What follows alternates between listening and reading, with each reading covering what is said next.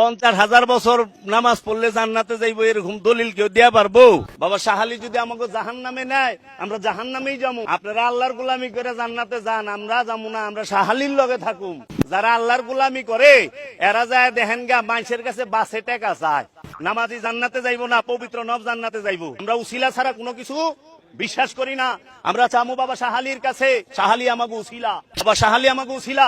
বাবা শাহালি যদি আমাকে জাহান্নামে নেয়, আমরা জাহান্নামেই যাবো।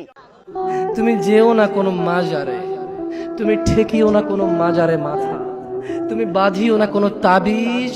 কোরআনের নামে অজু ছাড়া কোরআনকে তুমি এখানে ঝুলাইও না। তুমি মহিলাদের মাসিক অবস্থায় কোরআনকে ঝুলাইও না।